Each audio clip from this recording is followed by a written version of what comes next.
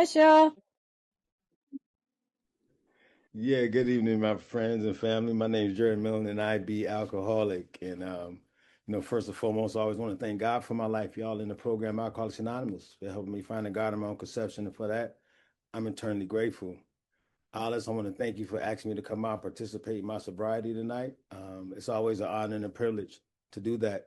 Teresa, Fair, thank you, big sis, for that introduction. You know, I love you. You definitely one of my sheroes around here. A lot of you on here too. Marilyn, I see you guys around. Selena, you know, and I shouldn't start naming names because feel like I need to name everybody. So I apologize for starting to do that. But I just really want to thank y'all who got here before me because you saved the seat for an alcoholic like Jerry. Seems like the longer I stay around here, the more the more I get to understand the meaning of mercy and grace, right? Because if you ask Jerry where he would be 9,414 days ago, it would not be sitting in a meeting on Zoom talking to you good people about step 11, saw through prayer and meditation to improve my conscious contact with a power that I believe that kicked me to the curb when I got here. And that was evident by the life that I was living and the life that, you know, the kids was going through at the behest of my own hands. When I got here, all I really wanted to do was just be a good dad. I landed on the doorstep of a sober living December the 2nd in 1999, more dead than alive, and it took a while for me to get there. I was 38 years old when I landed on that doorstep, and it had been 11 years since I laid eyes on my own mother, 11 years since I seen my own baby sister, and I thought I was okay with that. I dropped my oldest son off when he was 12, y'all. He would be 28 years old before I lay eyes on him again. I got to this program, there was a hole in my soul and my insides hurt. And you people told me that this is the only place you can come. Where the worse off you are when you get here, the better your chances of staying. And see, Jerry needed to have the experience that Jerry has so Jerry can unlearn, everything he thought he knew about religion. But I was mistaken. You people wasn't preaching religion, you was preaching spirituality. And if you had asked me when I was growing up, Jerry, where you want to be? Oh, alcoholic crackhead. You know what I'm saying? Sure. I had no idea what that was. That's not what I wanted to be. I didn't want to be, I wanted my kids to look at me with respect, right? With reverence, right? I wanted to be my children's hero. I wanted my daughter to put her hands in mine and I wanted her to feel safe. I wanted her to feel safe. But that's not who got to the rooms of Alcoholics Anonymous. Who got to the room of Alcoholics Anonymous was a grown man, 38 years old, who got the car shot up with a 5-year-old in the front seat and the Christmas toys in the trunk. I got the Alcoholics Anonymous with trying to trade my daughter for one more drink. I got the Alcoholics Anonymous with my life burned down to the ground and estranged from everybody that I love. And I didn't know how I got there. In the end, I was just drinking just to forget what drinking and using had got me. And I was just a pitiful soul. And I just thought I was just going to die that way. I really, really did. So when, ooh, so when I hear people like T and Marilyn and all you people and the Selenas and stuff, and you saved a seat for me when you guys welcomed me when I got to Alcoholics Anonymous, the longer I stay sober, I realized how big of a thing that was. Y'all read the spiritual experience. Herbert Spencer is one of my guys, right? Because he had wrote a quote too that says, "The greatest crime one could commit against oneself is to steal from yourself and not know that something was missing." See, I got to introduce to Alcoholics Anonymous January of 1996, right? Because I just got the car shot up with my 5-year-old in the front seat and the Christmas toys in the trunk. And I knew something was wrong and I knew I was in trouble. By January of 96, I was going through the yellow pages, right? Living in Bellflower, California. And I didn't even know what I was looking for, y'all, to be perfectly honest with you. All I know is I needed some help. And the way I was raised back east is, what happens in this house stays in this house. But I had to come outside the box, man, because I didn't know what was wrong. And these poor kids was dying the same alcoholic death I was. They just didn't have the benefit of the drink. They just didn't have it, and I was all they had at that time. I was a single parent and I wasn't nothing. And like I said, I knew what my job was as a dad. Keep a roof over their head, keep food in their belly, clothes on their back, keep them washed, bathed, groomed, and keep the boogeyman out the house. But I couldn't protect them from me. And I was dying on the inside. And I made a call to that one guy, man. It was a real nice guy. Thank God for phone lines, man. He was a live individual. And I was like, well, I guess I can tell him something. because he ain't gonna be able to eat me. You know what I'm saying? He won't think too bad about me, and he don't know me. He sent me to my first meeting of Alcoholics Anonymous, and it was at Yukon Elementary in Torrance, California. And I walked off into that room, and it looked just like this Zoom room, except they were live. They was hugging and smiling and stringing whole sentences together. You know what I mean? And and I'm like, oh God, this guy sent me to the wrong place. He sent me to the happy place. You know what I mean? Because wasn't nothing happy in my life. I had no idea that I was in an emergency room for a guy like me. Now my back pockets is touching. My life is burnt down to the ground. I just damn near got my 5-year-old killed, and now I got an opinion. Why? Because you guys have used God name and a curse word in the same sentence, and I heard it. I said, these people are going to hell. You know. And then at the end of the meeting, I didn't hear much in the meeting. You guys held hands and you chanted a prayer. Ooh, yeah, this looked like some Jim Jones stuff right here. So I'm gonna keep my distance. I just wait for the purple Kool-Aid to come out the back. You know what I mean? Because that ain't how I get down. But the truth of the matter is, y'all, I've been going to hell since I was 12, and I didn't realize that till I started writing in Alcoholics Anonymous. Because the pastor used to say, if you did it, if you think it, you did it. So you was guilty. And at 12, my hormones, my puberty was kicking in, and I used to see them women in them nice tight dresses at church, and I used to hold my head down. Now, I had never had sex up to this point, but I've heard my mom and dad and my uncles and aunts and all them having it, and so I would hold my head down in church, and my mom would elbow me, right, and she'd be like, "Boy, don't go to sleep. Don't sleep in church." And I said, "Mom, I'm not trying to sleep. I'm trying not to go to hell." You know what I mean? I couldn't really tell her what was going on. So at 12 years old, man, I have never been able to what I'm saying, to live up to this God. So the in the big book, we got steps, right? And before I got to step 11, there's a whole lot of other steps that I needed to work, right? Because so when I got burnt it all down to the ground, when I conceded to my innermost self that I couldn't do this thing alone, you people were still there for me, even though I had been doing the AA hokey pokey for the last 4 years, right? I got introduced in 96. I didn't get sober until 99. So it's close to 4 years that I was doing the AA hokey pokey. I had one foot in, had one foot out. I go to all of my commitments and I spent all about. But one thing I hadn't done was the 12 steps to Alcoholics Anonymous, back to where Herbert Spencer talks about the greatest crime, right? One could commit against oneself is to steal from yourself and not know that something was missing. Jerry had been stealing from himself for 4 years, and I didn't know what was missing. Lack of power was my dilemma. You people were trying to tell that to me, and I heard y'all, but I didn't heard y'all, but I still had that little prejudice, right, that I had that I came up in here with, right? The guy that I never measured up to, and I was confusing. Religion and spirituality. But when the student is ready, the teacher will appear. Because when a guy wrote in my big book on that blank page, he says, Jerry, religion is for people who fear hell. Spirituality is for people who had already been.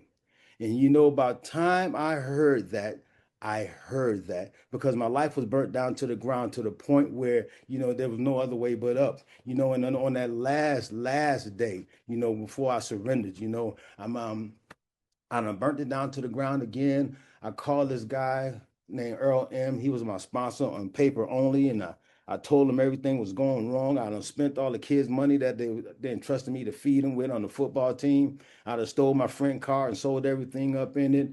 I'm about to get evicted. I just sold my car to pick apart with 3 literature commitments in the trunk. I told you I was all about them commitments, man. I really was, and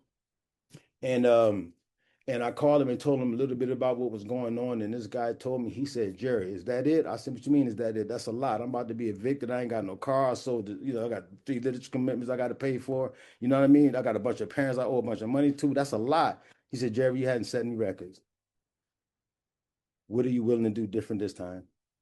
And I said, whatever you ask me. He sent me to an interview with a guy named Carl Morris. He did an intake interview on me. He asked me what my drug of choice was. And I was whispering because I was ashamed of what I was doing. He said, excuse me, say it again. I said, one more time, Jerry. Crack. And he stopped writing. He said, well, you ain't got no money to move in now, do you? I got excited and disappointed all in the same stroke because he understood where I was coming from, right? He understood. And he said, today's your lucky day. Since you're Earl, baby, I'm going to let you move into this sober living without a penny in your pocket. That guy made a decision that day, December the 2nd, 1999, that changed this alcoholic life because he didn't have to.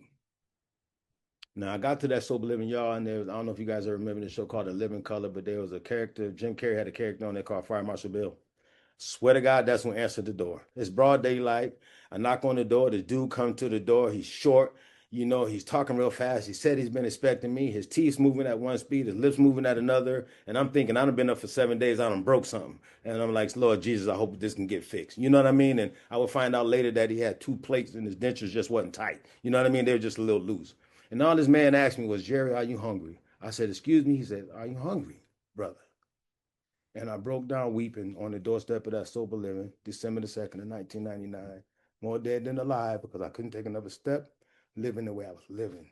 And I knew my father was probably rolling over in his grave, man. You know what I mean? He said, you don't cry in front of another man. You don't show that type of weakness, you know? You fight, you fight, you fight. And that kept me sick, sick, sick, you know? And I just couldn't go on anymore, right? And I tell you, I told God knows what he doing because the guy who came to help me up, because I just went down on one knee, y'all. I couldn't go anymore.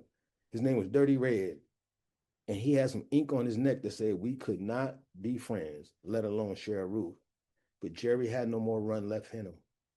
And when I got in that sober living yard, they said, go ahead into the back room. It's called the runway, man. Get some rest. We're gonna go get you something to eat. I got back in that room and I had an honest conversation with God. And I said, hey, I know we hadn't I said, listen, God, I know we ain't talked in a long time and I know I've been lost. But if you give your boy an opportunity at this thing called life, I'd be forever grateful and in your servitude. And man, he had already had me covered, man. God met me right where I was at. And I said, the only thing I hadn't done around here when Alcoholics Anonymous was the 12 steps. Is anybody timing me? Because I don't see a timer. And boy, can I talk. Because I hate that. I'll let you know when there's 5 minutes, Jerry. Could you give me You're 10, good. John? Could you give me 10? Yes, Okay, thank absolutely. you. So anyway, I got in that. I said I made God a promise that the only thing I hadn't done around here was the 12 steps of Alcoholics Anonymous, and I would not leave until I did those 12 steps. And I got busy working that inventory, y'all, because I had conceded to my innermost self that a life ran on self-will by Jerry can hardly be a success. And thank God for step two. See, I had to come to believe. I came to believe because I didn't believe God was working for me. You guys told me I was agnostic. It's okay. Just keep coming back, Jerry. You know, because if you look at it, it says came to believe. So I ain't got to believe right now. I just got to keep moving. And when I did that third step inventory over my sponsor's house, on my knees, I did feel a little something. But I tell you what, the price I paid to get here was different than the price I had to pay to stay. And when I really got to that fourth step, and I seen myself in that fourth column, how selfish and self-centered I was, how petty, how egotistical, how ashamed I was of myself and who I had become, and how I just had to lie my way through and all the people and the bridges that I burned along the way. I got to see who Jerry really was, and I already knew, but I just needed to see it and share that with another human being and in front of God, and on 6 or 7, I go off by myself, and then the big checks come, right? Because I mean, that inventory, man, made that list. And I didn't put my baby sister name on that list, but my sponsor asked me to, because he said, you said you was willing to do anything. And I put her on that list, man. And, I got to make my first amends to my mom, y'all, and who she hadn't seen in 11 years. And when I knocked on her door, I knocked on her door, y'all. It's a lot to that story. I ain't got time to tell. But anyway, because the story I want to tell you is on the backside of all that. Anyway, I did my very first minutes with my mom. She hadn't seen me in 11 years. That woman seen my face for the first time. She grabbed it, she started crying, and she hugged me so dang tight, like she had never going to let me go, and that was the direct result of that process outlined in the book and you people in rooms like this, and she told me about how those 11 years I had aged her because I seen it on her, and I knew how it was a direct result of me, and but when I did that inventory, when I did that amends, the first amends, I felt like I was a member of Alcoholics Anonymous, and that's just what it took for a guy like me, and I would go on to keep on doing those amends, right? Because once I got that one out the way, it's like I had wings, man, and I was flying around here in Alcoholics Anonymous, and I and there was more work to be done, right? So we're talking about step 11, right? It talks about because the whole paragraph said there's a direct linkage among self-examination, meditation, and prayer, right? Taken separately, these practices can bring a lot of good benefit. However, but when they're logically related and interwoven as a result, is an unshakable foundation. I call that the no matter what club. And if you've been around here in Alcoholics Anonymous long enough, you're going to go through some things that no matter what, we don't drink. In 2008, my mom got diagnosed with cancer. Now that was going to be my reservation. If mom go, then I can go back to doing what I was doing. I was 9 years sober though when she got diagnosed with cancer, And part of my men's tour, y'all, was I got to call her every day. And to hear her deteriorate from March of the 2008 to December the 1st of 2008 when she passed of cancer because she had did a DNR. She wasn't taking any medication or doing anything else like that. And that was her wish. She wanted her quality of life to be what her quality of life was. And me and my baby sister didn't have a say in it, and I just love to tell you that I was okay with that in that moment. But the only thing I was okay with is that it dawned on me that I got to spend a whole 9 years sober with my mom, a whole 9 years. And although that her body was leaving, her memory wasn't. And the last thing that I whispered in my mom's ear was, your baby and your baby sister, your daughter's gonna be okay, mom. We're gonna be okay. I'm gonna take care of baby sis, because that was her wish. When the last question I asked her was, what can I do to make you possibly whole on that amends? She said, if you make it right with your baby sister, your mama will be okay, y'all. And that's how God put it all together in one swoop on that particular night. So, I'm moseying on and through this Alcoholics Anonymous, man, and I get to this part where I'm actually, you know, 3 years ago, I'm talking to my wife, and we decide to. She's never had a child, and I'm like, baby, I'm 60 years old. I don't think I want to have any more kids. You know what I mean? Obviously, she's a little younger. You know what I mean? So sought through prayer and meditation to prove my conscious contact with God, asking only what His will for me is, and the power to carry that out. And we decided to have a child. In the 7th month of that pregnancy, y'all, she got real sick. She came down with preeclampsia and HELLP syndrome. And when I'm telling you, when you got to have an unshakable foundation, that no matter what club is for real.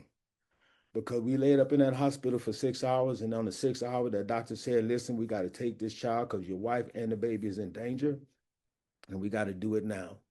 And I got to stand across the hall and watch them work on my wife to bring that baby into this world. September the 8th of 2023. I named it after my mom. Little Earthling was born at 2 pounds. She was big enough to fit in the palm of my hand, and I'm standing there with nobody around. Ain't nobody in the car, but it's just me and God. Before she went in, she had grabbed my hand and she started crying. She said, baby, if you got to make the choice, if you got to make a choice, choose the child. And I'm thinking, boy, that's some good she-wrote stuff right there. I said, but check this out. I got a God big enough to bring both of y'all home. Now, in my heart of hearts, I knew that He could, but I just didn't know if He would. I knew He could, though.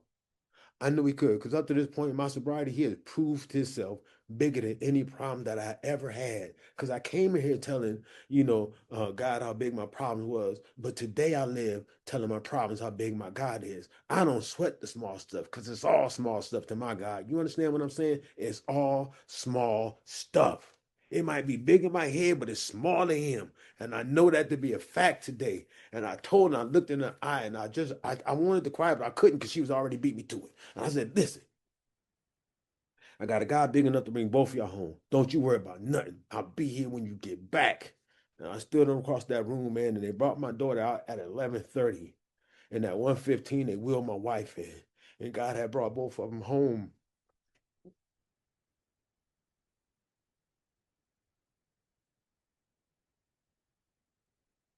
Excuse me.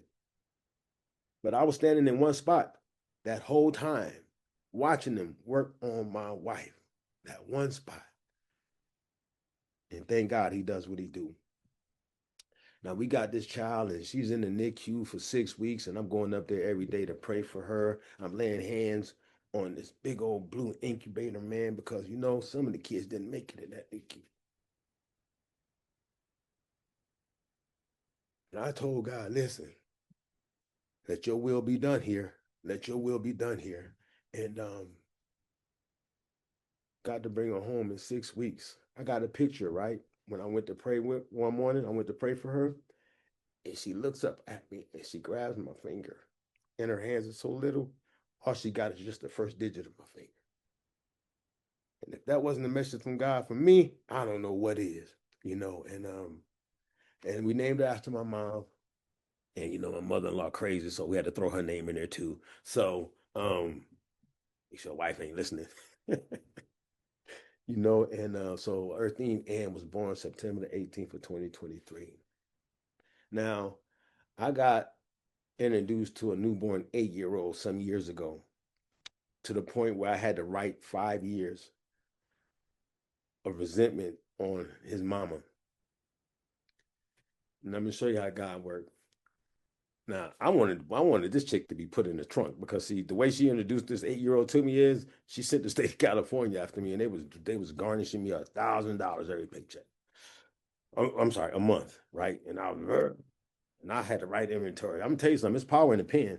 And I was writing inventory, and I was writing inventory, and I was writing inventory, and I was writing inventory. And I got to the point where she even got her own God-given name back, right? So, and now I'm married to this woman. And so this son, we interacting because we cordial, right? Because he's still my son as well, And so anyway, I was sitting around the table one day and I was talking to my wife, and he was talking about, so we need to pick some godparents. And I'm like, yeah, who do you got? And my wife mentions in her name, right? And I'm like, are you kidding me? you, you must be crazy. You know what I'm saying? Godparents, guess what? I trust that God gave me who he had me to have, and I trust her intuition over mine. And that woman I had to write on for 5 years became Little Earthine's godparent, her and her husband. And I got to be honest with you, it wasn't my first choice, but they were a godsend. They were a godsend. They show up all the time. You ever want to cut God loose, man? I have to learn to listen to that inner voice, right? But I gotta get it. I gotta keep it clean, because he's been there, right? Because it's introspective. He's in there, right? He's in there, but sometimes he's blocked by pomp, worship, and calamity of other things, right? So in order for me to communicate with God, I have to be willing to go to him every morning, right? And I do my 10th at night, right? I have to. I don't have to. I get to, right? And the reason I do that, right, because I want to make sure I ain't shit on none of God's people today. I want to make sure I was the best possible me that I can. I want to make sure that I gave more than I took because I was such a taker when I got to Alcoholics Anonymous. I just wanted to make sure that I left a little more than I took, man. And my whole thing is, man, if I die, I leave this place a little better than I left it. I'm good. Mission accomplished. So when I wake up in the morning, sometimes it's just simple as because I'm always the first one up, right? And sometimes it's just simple as God, let me be a little bit more like you today, a little less like me, and I'll lay there and hear what he got to say, you know. In my day, sometimes I don't get information, you know what I mean? All the whites. I mean, I remember one Thanksgiving, I prayed that morning. I'm going over my daughter's house because I did all the barbecue for the food, and I'm heading over my daughter's house with all this barbecue. I'm getting off the freeway, right? And I see this lady. It used to be a strip club on Artesia in Paramount. It used to own by 3 cops. Anyway, long story short, she's coming out of that parking lot. She's pushing a basket, right? Obviously, this lady is homeless. You know what I mean? So I pull over real quick because, hey, man, I wave her down. I like to offer you a plate of food. This lady said, only if you'll share some with me. Look at God. Pop the trunk. We eating ribs and chicken. You know what I mean? Some some hot links. You know what I mean? And that was one of the best meals that I shared. I wasn't too busy to sit there and break bread with one of God's children, and that had blessed me. I think about this lady all the time, and you know what they said, you got to be careful who you entertain around here because you might be entertaining angels. You never know. You never know, man. And not that it matters, but I never smelt her or anything like that, right? But she looked like she been out there for a long time, man. We just sitting there talking about, and she was like, "I'm okay, honey. I am where I'm supposed to be." And just for that moment, man, that's when I feel God's presence. When I feel God's presence through prayer and meditation, it's when I'm helping another one of his kids. I can feel the hairs on the back of my neck stand up, right? Especially if I can get it done without you knowing about it.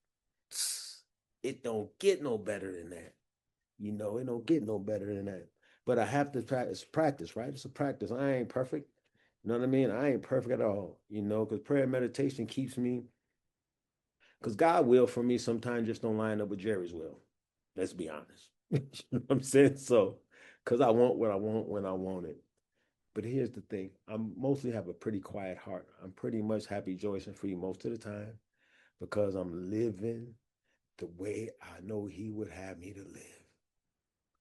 Do I do it perfect? Absolutely not. But guess what? You people taught me around here, this is the place we can come where we don't shoot our wounded. We just don't do that. And as long as I stay honest, I get to keep my seat in Alcoholics Anonymous. And the only thing I can do to mess it up is take a drink. It's the only thing I can do to mess it up. Is take a drink. If you be new to Alcoholics Anonymous, I'm gonna invite you to come on in and sit all the way down. The information outlined in the book, along with a little application, will produce the transformation that's in the process outlined in the big book of Alcoholics Anonymous. See, I couldn't think Jerry way into better living. Jerry had to live his way into better thinking. Thank you, John. I see that. I had to live my way into better thinking. You people told me it was simple. You wanted to be a good dad, you wanted to be a hero, just make it home with the paycheck. You know what I mean? Pay the bills, Jerry. Keep the food in the house, you know. And so I got to see it was simple because I always, I used to come back off the runs. Man, I used to come back off the runs, and my son been laying on the couch for 3 days, crying. My daughter upset, and I would have to lay them promises on him that it's going to be different next payday. Dad promised. And at that point in my drinking career, I just really wanted to be judged by my intentions instead of my actions because I didn't know what was wrong with me. I didn't know what was wrong with me. And you people have told me I needed to learn how to live in Alcoholics Anonymous and visit the world. I do that through prayer and meditation. You know, um, they say this is a compliment, but they say I find a friend everywhere I go. I think it's a compliment. I like it because I love God's people. You know, I even like the ones that don't like me. I just ain't gonna be speaking to them all the time. You know what I mean? But like I say, I live pretty much happy, joyous, and free most of the time. And I keep this thing going on about the self-examination because there ain't nothing wrong in the world. It's how I view the world. My perception of anything is always the problem, you know. And you people help me to see the world uh, in a new pair of glasses. You do. And it seems like the longer I stay sober, the more grateful I am of this life that has been given to me by that process outlined in the book, a sponsor, sponsees, you know, and a power greater than myself, and the actions I take to stay free on a regular basis. And this is a program of action, spiritual in nature, man. And you know, you you'd already leave the obsession to drink, so I don't got to worry about the phenomenon, the craving anymore. But alcoholism comes in a body, not a bottle. You know what I mean? So I get to work on the I self for me on a regular basis. And that's through the prayer and the meditation. That's the quieting the mind. That's the asking God, what would he have me to be or do today? And I know if I like it, it might not be what God want me to do. But so um, I'm gonna keep coming back, and I'm about to start babbling. So at that point, I'm gonna go ahead and give this meeting back to you guys. I want to thank you for allowing me to come out and participate in my own sobriety. My name is Jerry Miller, and I be alcoholic. Thank you for letting me share. Uh, yeah, so please think of some questions to ask him and short little comments if you have to. Yay, Alice is in the house, but I'm gonna go ahead and pick. I can't see a thing. Oh, Alice can't unmute. Hold on, Alice.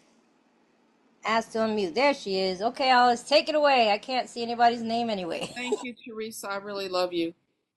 Jerry, thank you for a lovely talk. I really, really appreciate you, and what a gift it is to walk this path with you.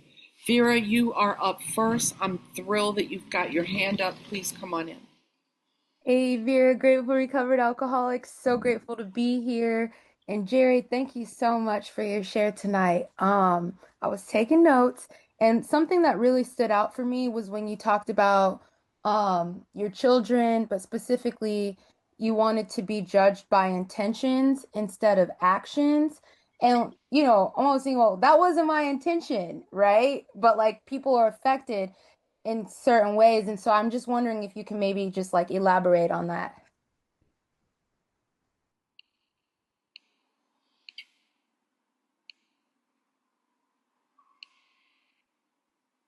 Jerry, you're muted. Sorry about that. Hi, Vera. Thank you for the question. Yeah, my intentions were to keep the lights on at the house, Vera. My intentions was to make it home with the paycheck every week. My intention was to keep them kids fed, clothed, and taken care of. And I just couldn't pull it off because the drink always took precedence over what I was supposed to do as a father. Thank you. Mhm. Lana, you are up next. Please come on in. Okay. Hi, Jerry. Thank you for your share. It was wonderful. I came in about halfway through it, though. I apologize. Mhm. Um, so my question is while you were drinking, do Mm. you feel like you were less pragmatic than you are now that you're sober, or are you about the same, have the same amount of pragmatism? Oh no, I got. Mm, I I wasn't pragmatic when I was drinking. I was a drunk. I was, yeah, not even close. So yeah, now I would have more now. Absolutely. Mhm. Thank you for the question. And of course, Jerry, thank you for the answer. Marilyn, it is you. My friend Marilyn. Thank you so much, my dear friend Alice. My name is Marilyn. I'm an alcoholic. So grateful to be here in this space. Mhm. This is my favorite space.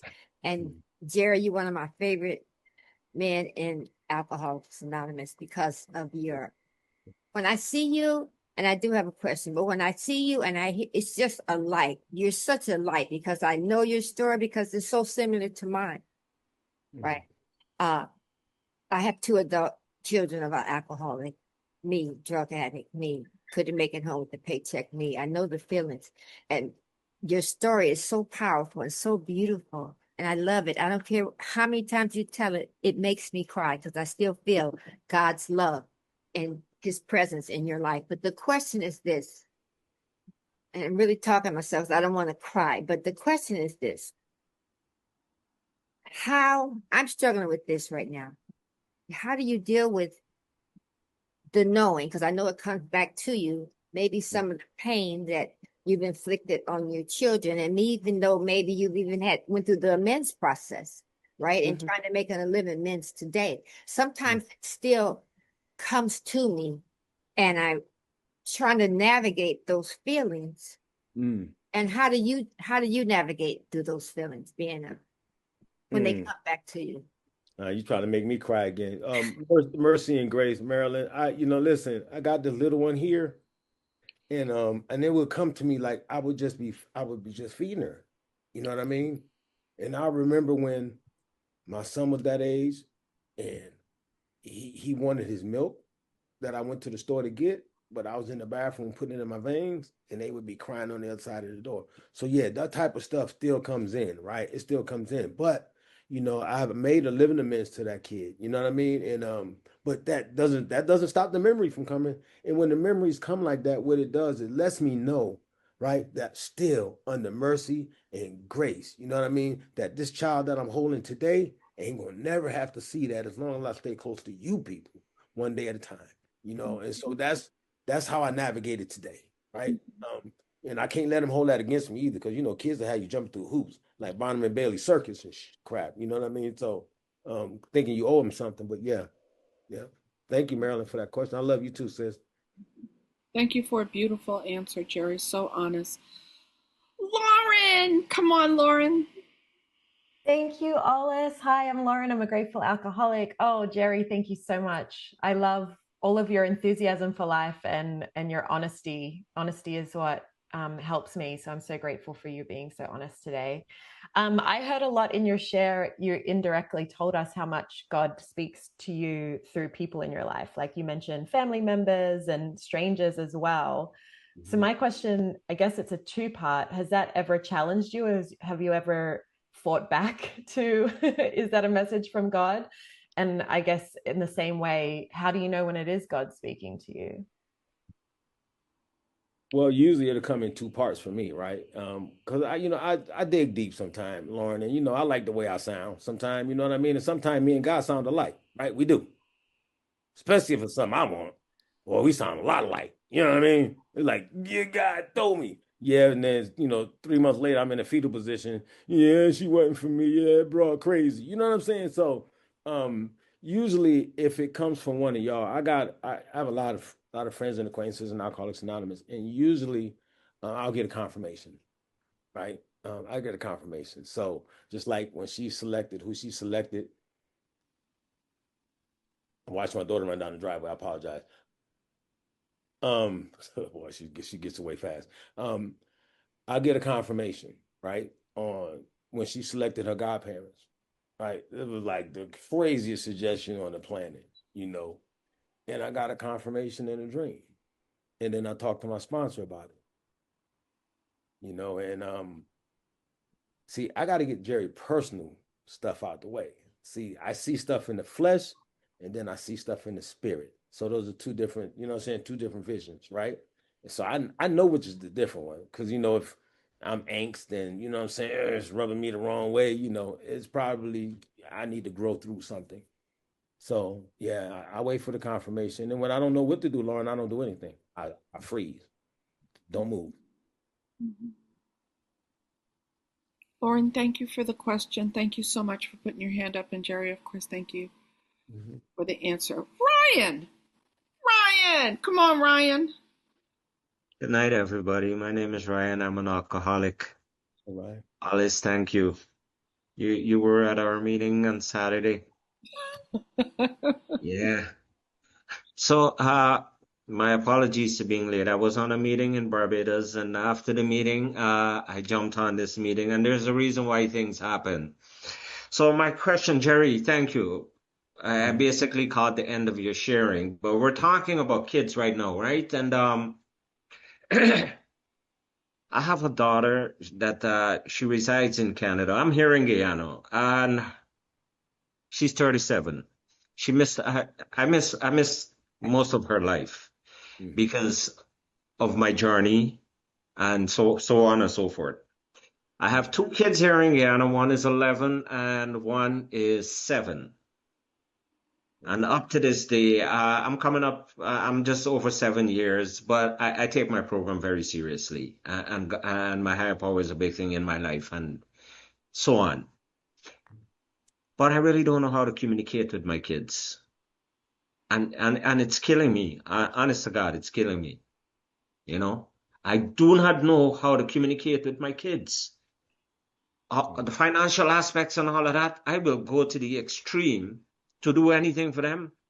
But to have that personal relationship with my kids, I don't know how to do that. I don't know how to do that. And it's killing me. Any ideas? I'd say talk to your sponsor if you got one, and you know, prayer and meditation, man. To be perfectly honest with you, Ryan, it's tough, man. Especially look, my son, my oldest son was 16. I mean, he was 12 when I dropped him off. It would be 16 years before I seen him again. And the year my mom got diagnosed with cancer, we found him. My daughter did. Scared me to death. I'm like, let lying dogs lie. You know what I mean? Scared me to death. But I've been waiting to make amends to him for 9 years. And there he was. And I got a chance to make that amends to him that year. And, you know, there was a lot to go along with that because he'd been practicing hating me for a lot of years. But he said something happened when he heard my voice. Only God, man. Only God. I do the next indicated thing, you know. I do the footwork, man. I leave the results up to God. So do the footwork, you know, Ryan. Whatever that is. I don't know what that look like for you, but just do the footwork and leave the results up to God. It'll be all right. Ryan, thank you for being here. Thank you for such a beautiful question. Something I think a lot of us can relate to. And of course, Jerry, thank you for the answer.